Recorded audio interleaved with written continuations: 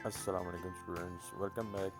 Hopefully आपने पिछला unit completely देखा होगा। आपको सारे मेथड जो क्वेश्चन समझ आए होंगे, कंप्लीट सॉल्यूशन के साथ अवेलेबल था। आज हम स्टार्ट करने जा रहे हैं यूनिट 2, जिसका नाम है मैट्रिसेस एंड डिटर्मिनेंट्स। आपने ग्रेड 9 में पढ़ा होगा मैट्रिसेस क्या होते हैं, रेक्टेंगुलर एरे को कहते हैं, इसकी डिफरेंट टाइप्स है। तो आप चैप्टर के शुरू में देखें एस एल ओज लिखे होते हैं, जिसको स्टूडेंट लर्निंग आउटकम कहते हैं। एस एल ओज एक्चुअली ये है कि आपने जितना पढ़ा है उससे आपकी क्या आउटकम निकलती है। वैसे तो मोस्टली घट ही निकलती है आउटकम, क्योंकि आप लोग इतनी तवज्जो नहीं देते, लेकिन उसका मतलब पर्पज़ ये होता है कि आपने कितना अंडरस्टैंड किया है इस चैप्टर को। तो अब इस चैप्टर को स्टार्ट करते हैं, मैट्रिसेस एंड डिटर्मिनेंट्स को।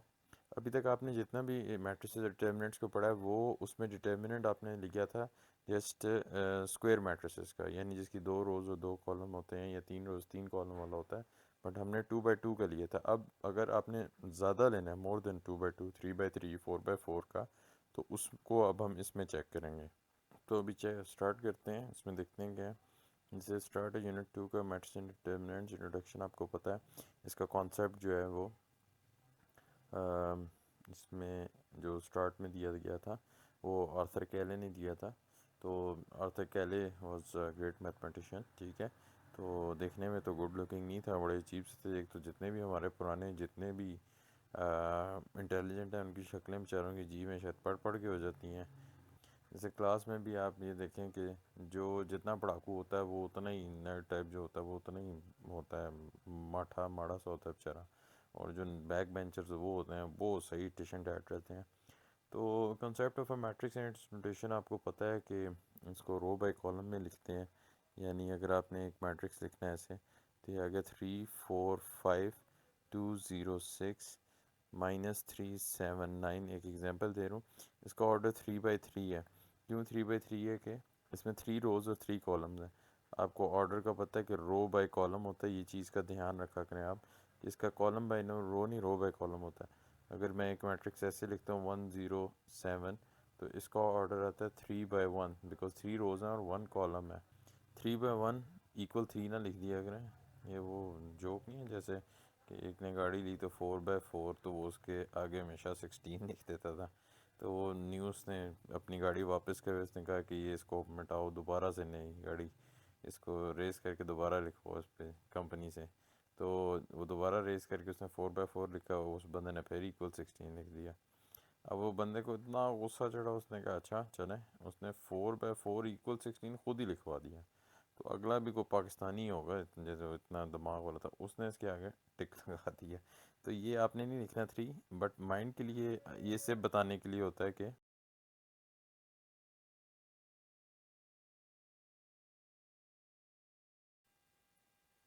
तो 3 बाई 1 इक्वल 3, जैसे अभी जिक्र कर रहे थे एक जोक के बाद, कि इसका मेन पर्पज़ ये होता है कि ये नंबर ऑफ़ एलिमेंट्स बताता है। 3 by 1 equal 3 tells you how many elements are there. जैसे कि आप देख सकते हैं इसमें 3 है, और 3 टाइम्स 3 इक्वल 9 का पर्पज़ है कि इसमें टोटल 9 एलिमेंट्स हैं। तो अभी जैसे मैंने आपको बताया था इसके कॉन्सेप्ट का, ये है जी।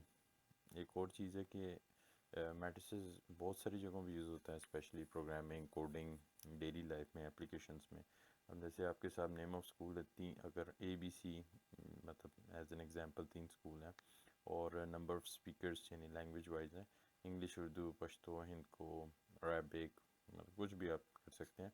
तो उसको आप इस तरह अरेंज कर सकते हैं 3 2 4 2 3 2 3 1 2 1 2 1। तो this array of numbers, array means arrangement of numbers, ये एक आपको मैट्रिक्स देती है। और रेक्टेंगुलर इसलिए होती है कि रोज़ और कॉलम्स में होती है, तो लेंथ बाय विड्थ जैसे होता है। तो ये सेम वही कॉन्सेप्ट है। तो इससे आगे चलते हैं कि हर इसकी एंट्री एलिमेंट कहलाती है। Now if we take example that if a is equal to a11 means first row first element, 1 2 mean first row second element, 1 3 means first row third element, up to so on 1n। इसी तरह A21, A22, A23, so on to A2n। इसी तरह A31, A32, A33, so on to A3n। तो इस तरह different आ जाएंगे आपके। और अगर इसी तरह इधर भी नीचे भी इसको मज़ीद लेके चलें तो ये आ जाएगा AM1 AM2। Y M2? क्योंकि 2 इसमें चेंज नहीं हो रहा।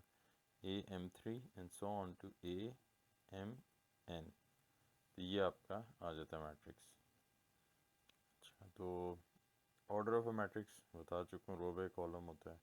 अच्छा, अब इसमें एक नई चीज़ ये है, the order of matrix given by the number of rose followed by the number of columns, यानी रो बाय कॉलम होता है, M बाय N होता है। तो in the matrix A the ith row and the jth column are represented as follows. अच्छा, अब ये इस चीज़ कॉन्सेप्ट को समझें। अगर आपके पास A इज़ इक्वल टू ये वाला आ रहा है A11 A12 AIJ, ठीक है, तो A11 था, A12 है, A13 है, सो ऑन टू A1J ले लेता मैं कोई भी कॉलम। तो A21 A22 A23 है, ठीक है। इसी तरह अगर आपके पास सो ऑन टू ये A2J आ जाएगा। तो इसी को अगर आप कंटिन्यू करें तो इसको मैं कह देता हूँ कि A कोई भी रो है फर्स्ट कॉलम की, ठीक है, तो ये आ जाएगा AIJ आ जाएगा यहाँ पे। तो ये जो आपका AIJ आ रहा है ये जेथ कॉलम है और ith रो है, ठीक है। तो ये आ जाता है यहाँ पे AIM, ये आपका जेथ कॉलम बन गया, यानी एनी कॉलम यानी स्पेसिफिक कॉलम, और उसके अकॉर्डिंगली ith रो भी आपकी आ जाती है। तो ये आपके पास आ रहा है the elements of the ith row are AI1 AI2 AIJ AIN हो गए, और कॉलम के आपके पास आ जाएंगे A1J A2J AIJ और AMJ तक। तो we may also write the matrix A. तो कोई भी मैट्रिक्स ए को मैं लिख सकता हूँ A is equal to AIJ और M क्रॉस N मीन्स ये इसका ऑर्डर हो गया, ठीक है ना। और I 1 2 3 हो सकता है और M भी। तो I की वैल्यू भी 1 से 3 हो सकती, 1 2 3 up to so on up to M हो सकती है। अच्छा, इसमें वो कह रहा है I की वैल्यू आपकी 1 2 3 up to so on to M होगी, और J की वैल्यू आपकी 1 2 3 up to so on to N होगी, क्योंकि J कॉलम को शो कर रहा है। इक्वालिटी आपको पता क्या होती है कि जब दो मैट्रिक्स तब इक्वल होते हैं जब उनके ऑर्डर भी इक्वल होना चाहिए और कॉरस्पॉन्डिंग एलिमेंट्स भी इक्वल होने चाहिए। रो मैट्रिक्स वो होते हैं इसमें सिर्फ एक रो होती है, कॉलम मैट्रिक्स इसमें सिर्फ एक कॉलम होता है, स्क्वायर मैट्रिक्स वो होता है जिसमें नंबर ऑफ रोज और नंबर ऑफ कॉलम्स इक्वल होते हैं, सेम जैसे स्क्वायर हमने नाइन्थ में मैट्रिक्स पढ़ा था ऑर्डर कि एन जिसमें ए ऑर्डर सेम होता है और जिसका स्क्वायर मैट्रिसेस। अच्छा, इसमें एक जो चीज़ समझने वाली है कि the diagonal matrix of the square matrix containing the elements A11 A22 up to ANN is called the principal diagonal, और लीडिंग डायगोनल होता है या मेन डायगोनल होता है। तो जैसे आप स्क्रीन पे देख सकते हैं कि जो ऑलरेडी हाईलाइट हुआ हुआ है ये डायगोनल इसका प्रिंसिपल डायगोनल कहलाता है। यानी if you are writing an example, for example A is equal to 1 2 3 4 5 6 7 8 9, तो ये आपका ये आपका मेन डायगोनल है, ठीक है। प्रिंसिपल डायगोनल है, रीडिंग डायगोनल। रेक्टेंगुलर मैट्रिक्स जैसे रेक्टेंगल की लेंथ और विड्थ डिफरेंट होती हैं तभी उसको विड्थ कहा जाता है, होती तो लेंथ ही है। तो उसको कहते हैं डायगोनल मैट्रिक्स वो होता है, वो याद होगा आपको कि इसके नॉन डायगोनल एलिमेंट्स ज़ीरो होते हैं और जो डायगोनल एलिमेंट्स हैं वो सारे मतलब वो डिफरेंट है, कभी कांस्टेंट में इक्वल भी होते हैं, बस वो नॉन ज़ीरो होने चाहिए। जैसे ये देखें 2 3 0 2 3, तो डायगोनल के लिए एक बेस्ट एग्जांपल ये है कि आप इसको 1 नहीं 2 नहीं आएगा, 0 0 0 0 0 0 0 2, ये भी एक डायगोनल मैट्रिक्स है, एग्जांपल है। स्केलर मैट्रिक्स क्या होता है कि डायगोनल में सारे कांस्टेंट आ जाएं। यूनिटी मैट्रिक्स क्या होता है, स्क्वायर मैट्रिक्स यूनिट मैट्रिक्स तब होगा कि जब उसके जो नॉन डायगोनल है वो ज़ीरो और डायगोनल मैट्रिक्स जितने भी वो 1 हो, यूनिटी हो।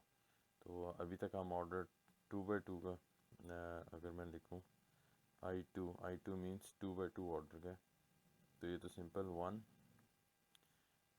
1001 हो जाएगा। ये मैंने I3 लिखना है, फिर हो जाएगा 100 010 001 हो जाएगा ये। अच्छा, अब नेक्स्ट है ट्रांसपोज ज़ीरो मैट्रिक्स। जब सब एलिमेंट सब एंट्रीज ज़ीरो होती हैं तो ट्रांसपोज ऑफ अ मैट्रिक्स आपको पता है कि ट्रांसपोज क्या होता है। जैसे ट्रांसपोर्ट नहीं होता, यानी रो कॉलम में कर दें, कॉलम को रो में कर दें, तो यानी उसका ऑर्डर जो है वो स्विच हो जाता है ट्रांसपोज का। और अपर ट्रायंगुलर मैट्रिक्स क्या होता है? A square matrix is said to be upper triangular matrix if all the elements below the principal diagonal are zero, that is aij is equal to 0 for all I is greater than j। अच्छा, ये बहुत important है, अपर triangular matrix. इसकी example मैं आपको देता हूँ। ये हम पढ़ रहे हैं अपर ट्रायंगुलर मैट्रिक्स, लेकिन नाम में क्या रखा है? वो कहते हैं नाम में ही सब कुछ रखा होता है। ये देखें 1 0 0 2 5 0 6 - 7 8। अब अगर आप गौर करें, ये एक ट्रायंगल बन रही है अपर साइड पे, तो इसमें आप अभी देखें कि ये आपको ट्रायंगल नज़र आएगी। ये जो ट्रायंगल है ये अपर साइड पे बन रही है, इसलिए इसको अपर बोलते हैं हम। वो वाला अपर नहीं जो हम पहनते हैं। तो ये अपर ट्रायंगल मैट्रिक्स है, ठीक है। तो इसको अपर ट्रायंगल और लोअर ट्रायंगुलर मैट्रिक्स क्या होगा? बहुत इजी है। लोअर में आ जाएगा कि उसकी एग्जांपल ऐसे होगी कि 0 1 3 5 6 9 8 और 0 0 0। अब जो आपकी ट्रायंगल बन रही है वो लोअर बननी चाहिए। ये लोअर ट्रायंगल मैट्रिक्स है। तो ट्रायंगुलर मैट्रिक्स क्या होता है? Square matrix called triangular matrix if it is इधर अपर ट्रायंगुलर या लोअर ट्रायंगुलर हो, या तो 0 0 0 जितने भी हैं वो डायगोनल के अलावा ऊपर हो, ठीक है ना। तो और जो डायगोनल है उसमें भी एक अदर ज़ीरो हो सकता है, नॉट मस्ट। सिमेट्रिक मैट्रिक्स आपको पता है कि अगर आप ट्रांसपोज लें और वही मैट्रिक्स दोबारा मिल जाए, स्क्यू मैट्रिक में स्क्यू हो जाता है, वो -a होना चाहिए। अच्छा, अब एडिशन ऑफ मैट्रिसेस सिंपल है, सब्ट्रैक्शन सिंपल है, स्केलर मल्टीप्लिकेशन आपको पता है, scalar means by taking any number and multiply by the matrix. अच्छा, मल्टीप्लिकेशन ऑफ अ मैट्रिक्स ये है, वो तभी मैट्रिसेस मल्टीप्लिकेशन के लिए कन्फर्मेबल होते हैं कि आपको ये पता है कि if the number of columns in A is equal to the number of rows in B, पहले के कॉलम दूसरे की रोज और रो बाय कॉलम वाइज हम मल्टीप्लाई करते हैं इसको। जैसे अगर इसमें एग्जांपल दी है, चलिए हम भी एग्जांपल सॉल्व कर लेते हैं। एग्जांपल सॉल्व कर लेते हैं यहाँ पे। एग्जांपल में a is equal to 3 1 2 2 1 3, a is equal to 3 1 2 2 1 3, b is equal to 1 3 2 1 3 2 2 1 3। अच्छा, अब इसकी मल्टीप्लिकेशन के लिए कैसे आपको कंफर्म होगा कि यू कैन मल्टीप्लाई? देखें, एक इजी वे बताता हूँ, कॉपीराइटेड मेथड है कि पहले मैट्रिक्स का ऑर्डर लिखें, 2/3 है, दूसरे का लिखें इसका 3/2 है, क्योंकि पहले में 2 रोज़ और 3 कॉलम है, दूसरे में 3 रोज़ और 2 कॉलम है। If this is equal, yes you can multiply. Simply multiply कैसे होता है? रो बाय कॉलम होता है। तो ये हो जाएगा 3/1 प्लस 1/3 प्लस 2/2। फिर होगा first row into second column, 3/2 plus 1/1 plus 2/3। फिर आएगा 2/1 second row into first column plus 1/3 plus 3/2। फिर आएगा 2/2 प्लस 1/1 प्लस 3/3। आपके ये एंट्रीज सेम होनी चाहिए। If it's coming equal, it means you are doing great. That's it. और जो रिमेनिंग है वो पहले वाले के कॉलम्स होते हैं। तो इसको अगर हम सिंप्लीफाई करें तो 3 3 4 10 6 1 6 13 2 3 6 11 2 4 1 9 14। तो अब आप ये देख सकते हैं कि इसका आप मल्टीप्लाई करें, इसको सॉल्व करें, 10 13 11 14 वही आंसर जो लिखा हुआ था। अब इसका जो ये बचता है ना, ये फाइनल मैट्रिक्स का ऑर्डर देता है। This gives the order of the final matrix. तो आप देख सकते हैं कि इसका ऑर्डर 2/2 आ रहा है। तो कम्यूटेटिव आपको पता है कि ऐड करने से कोई फ़र्क नहीं पड़ता, ऑर्डर चेंज करने से। इस तरह मल्टीप्लाई में भी नहीं होता, विद रिस्पेक्ट टू एडिशन की भी होल्ड करती है और होल ट्रांसपोज। तो फिर अब हम एक्सरसाइज की तरफ चलेंगे। उसके लिए आपको नेक्स्ट वीडियो देखनी पड़ेगी। So see you in the next video with the exercise 2.1।